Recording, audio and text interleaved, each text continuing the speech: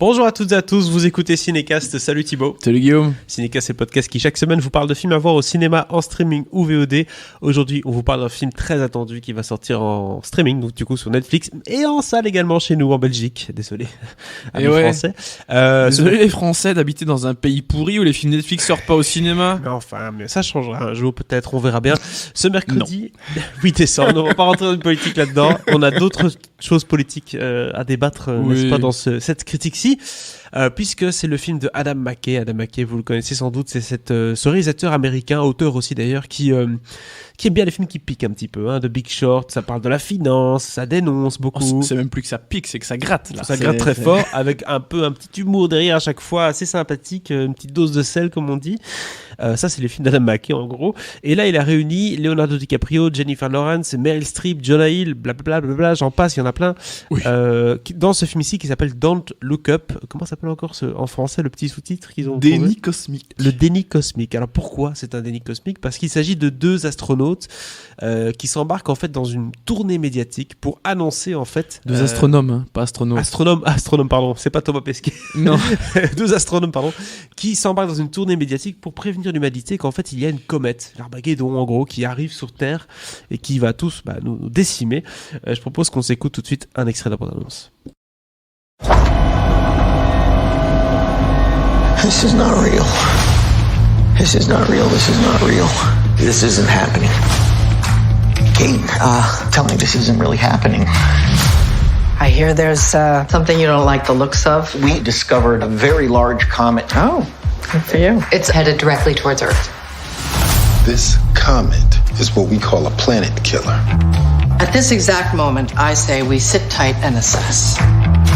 Sit tight and assess? Sit tight. And then assess. The sit tight part comes first, then you gotta digest it. That's the assessment period. This is the worst news in the history of humanity. He just blew us off. What are we gonna do? We have to release the information. So we just leak it. Our guests today have made a pretty big discovery in space. How big is this thing, though? Can it destroy my ex-wife's house? Is that possible? There's a 100% chance that we're all going to die. Voilà, en tout cas c'est un avertissement, c'est très clair de la part de Jennifer Lawrence ici. C'est sûr à 100%, on va mourir. On va mourir, 100% de chance. Mais vous l'avez compris en écoutant la bande-annonce, ils sont pas pris au sérieux par les différents interlocuteurs, que ce soit la présidente ou que ce soit les médias ou quoi que ce soit. Donc ça a l'air d'être tout l'humour de ce film-ci, ce jus, d'aller un peu se foutre de la tête de l'incapacité de nos décideurs à prendre des décisions quand il s'agit de climat, n'est-ce pas ? Et oui. Alors... Thibaut, d'ailleurs, est-ce qu'elle t'a pas rappelé quelqu'un, Meryl Streep, en présidente des États-Unis ? Le côté Donald Trump, mais bon, c'est avec les cheveux bien blonds. C'est un petit mix. L'habit rouge. Donald Trump, Hillary Clinton. Est-ce qu'elle commande un Coca-Cola ou pas quand elle parle ? Ça, non. Parce que Donald Trump avait un bouton sur son bureau pour commander du Coca-Cola. Ah ouais. Spécifique, tu vois. D'accord. Bref, petite anecdote. Donc du coup. Dans le cas, vous l'avez compris, même en ces petites blagues-là, c'est l'air d'être de nouveau une belle critique qui a l'air d'être vachement drôle aussi. Qu'est-ce que tu en as pensé, Thibaut ? Beaucoup de bien, mais en même temps, je suis très très client d'Adam McKay et je suis lui-même encore plus maintenant qu'au moment de toutes ces grosses comédies avec Will Ferrell, avec qui il s'est bien frité d'ailleurs, apparemment. J'ai vu un article le divorce est acté. Il a agi comme une grosse merde, il le dit lui-même, vraiment, il a plus rappelé ce pauvre Will. Du coup, ils ne collaborent plus ensemble, parce qu'ils produisent pas mal de choses ensemble, dont la série Succession. Mais là, ça y est, fini. Et rappelons-le, c'est Monsieur Anchorman, Adam McKay, donc voilà, c'est des films quand même très... NBC Productions, quoi, pratiquement. Ouais. Mais bon, j'aime beaucoup ces comédies, justement, où Will Ferrell jouait ce pilote de NASCAR, là. Les Anchorman, évidemment, Step Brothers. Et puis, avec Vice et Big Short, il est quand même passé dans un truc un peu plus critique, un poil plus sérieux, enfin, qui a un côté un peu plus... c'est filmé parfois plus comme un drame et comme un truc un peu plus sérieux, en fait, que vraiment la comédie potache. Alors on reste quand même un peu dans le potache, mais on est souvent dans une critique un peu plus c'est un peu plus subtil, un peu plus fin. Je dis pas que ça l'est toujours complètement. Oui, mais c'est souvent le cas hein, quand quelqu'un commence à faire des films un peu comiques ou quoi, il fait d'abord des trucs vraiment bêtes et méchants, et au fur et à mesure, il met de plus en plus de critiques dans ses films pour avoir vraiment des messages, etc. Bon, peut-être pas Danny Boone, hein, mais en tout cas ici, c'est le cas de notre ami Adam McKay, et qui arrive avec une belle couche de critiques de l'Amérique, puisque comme tout le monde sait, l'Amérique est un pays qui ne se critique pas assez. Et lui, il fait le job quand même. Il est là. Ah bah là, il y va à fond les ballons, quoi. Il se mouille. Expression qui n'avait plus été utilisée depuis 85, je pense. Sans doute. Et là, il vient réunir DiCaprio, qui est quand même un acteur qui est bien connu dans le monde entier pour être un activiste aussi écologique. Ouais, bah oui. Ah oui, mais donc, il y va vraiment à fond sur plein de sujets. Alors bien sûr, il y a l'écologie de manière générale. Avec ce truc, en fait, on a vraiment des gros problèmes qu'il faudrait régler, genre tout de suite. Vraiment très vite, hein. Sinon, après, vos petites histoires, ça n'aura plus aucun intérêt. Et c'est notamment ce qui se passe quand Jennifer Lawrence et DiCaprio vont voir la présidente. C'est qu'elle est en pleine crise des midterms. Il y a les élections 2-3 semaines plus tard. Donc, la fin du monde, elle est dans 6 mois. Elle veut bien s'intéresser à cette comète, mais je veux dire, après les élections, quoi. Hein. D'accord. Vous êtes gentil, mais votre petite babiole dans l'espace, là, oui. J'ai un peu plus important, hein, genre gagner du pognon et surtout être réélu. J'ai cru comprendre aussi un peu plus tard dans l'annonce, il parle du fait que quelqu'un veut essayer d'en tirer de l'argent en disant il y a peut-être moyen de faire de l'argent avec cette comète. Exactement. Alors que tu vas beaucoup. Exactement.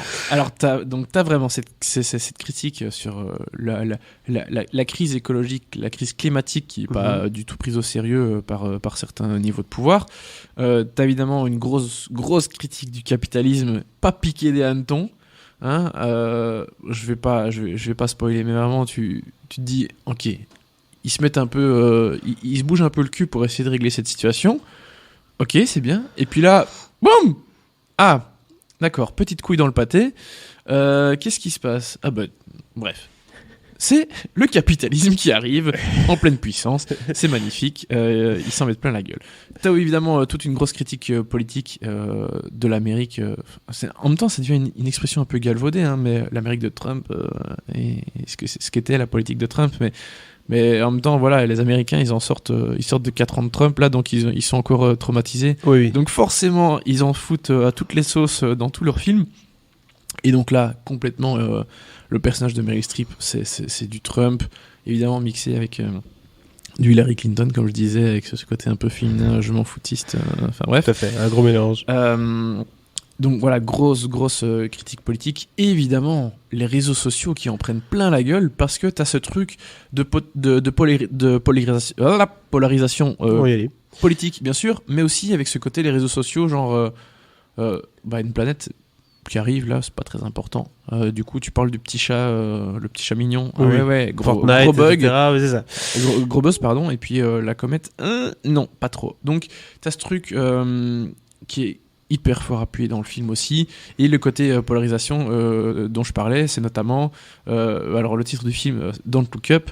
À un moment, clairement, les scientifiques ils vont mettre une espèce en place une espèce de mouvement où ils disent, à partir du moment où la comète devient visible dans le ciel, ils disent regardez, levez la tête. T'as juste à lever la tête.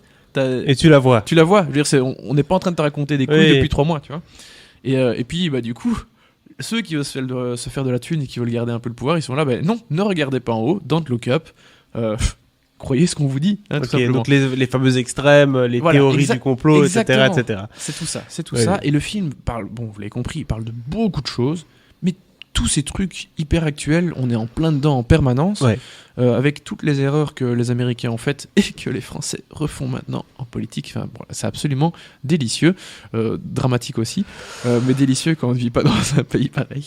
On l'aura compris. En tout cas, Adam McKay, il a aussi ce style particulier, on l'a dit, piquant, mais notamment dans Big Short, il aime bien parfois expliquer des choses assez complexes. Ouais. Est-ce qu'il le fait dans ce film-ci ou pas vraiment? Il y a pas grand-chose à expliquer finalement. Non, il y a un peu moins ça. Mais il y a quand même 2-3 petits moments où il fait une pause sur le film et il dit oui, alors ça.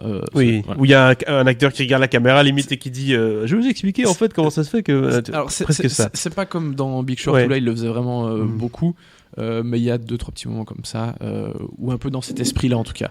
Et donc oui, clairement, le style Adam McKay, si vous aimez, vous allez être ravis parce que il y va à fond, il en met des caisses et des caisses, et il va loin, quoi. Donc c'est vraiment très jouissif de voir ça quand on aime son style, parce que voilà, c'est juste tout poussé, il a poussé tous les curseurs. Ah oui, ça, en tout cas...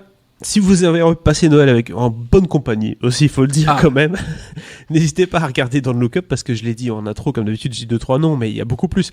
DiCaprio, Jennifer Lawrence, Meryl Streep, Kate Blanchett, Rob Morgan, Jonah Hill, Mark Rylance, Tyler Perry, Timothée Chalamet, Ariana Grande, Kid Cudi, blablabla, Ron Perlman, Amish Patel, qu'est-ce que tu veux dire, Thomas Sisley ? Oui, Thomas Sisley. Attends, il me pointe Thomas Sisley. Oui, alors, ok. Je comptais pas vraiment parler de Thomas Sisley. Ah bah si. Mais il est vraiment bien dans le film. D'accord. Il parle très bien anglais.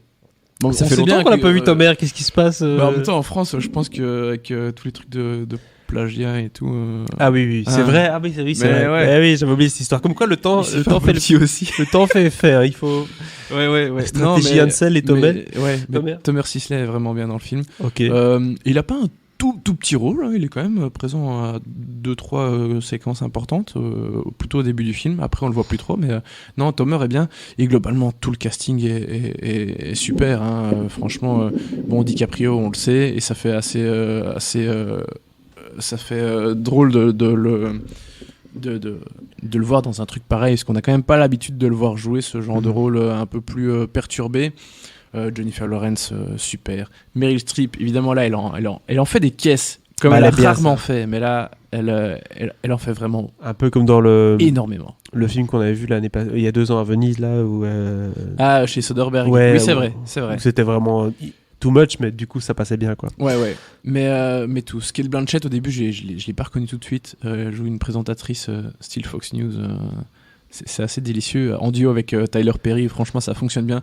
Mark Rylance, méconnaissable dans sa façon de jouer, où il joue un patron de CEO de grosses entreprises qui donne beaucoup d'argent à la présidente, et du coup, s'il a envie d'avoir quelque chose, il l'a.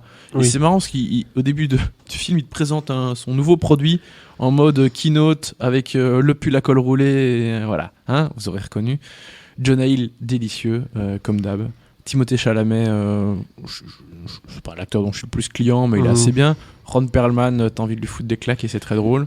Et t'as Ariana Grande et Kid Cudi qui font un petit duo. D'ailleurs, ils font la chanson du film. Don't Look Up, je pense qu'elle s'appelle. Je pense aussi, effectivement, oui. Qui, de manière générale, la BO est incroyable. Hein. Leur chanson est très cool, mais la BO de Nicolas Britell, qui est juste le patron, je sais toujours pas pourquoi il a pas gagné d'Oscar, ce type, parce qu'il est hallucinant. Et la musique, j'étais encore là, putain, mais il se fait plaisir, et il nous fait plaisir. C'est le patron, Nicolas Britell. Il n'y a pas meilleur compositeur au cinéma et en série que lui actuellement. Voilà, moi j'adore. Vous l'aurez compris, Don't Look Up, c'est un énorme cru. Netflix pour le 24 décembre, ça sent bon les cérémonies aussi, hein, ce film-là, ça c'est clair. Ah oui. Combien d'étoiles tu lui donnes, Thibaut ? Un très très bon 4 étoiles. Très très bon 4 étoiles pour ce Don't Look Up. N'hésitez pas à nous partager en commentaire votre avis sur ce film si vous l'avez vu. Je répète, il sort le 8 décembre en Belgique au cinéma. Yep. Et le 24 décembre pour tout le monde sur Netflix. Voilà, et à très bientôt pour de nouvelles recommandations.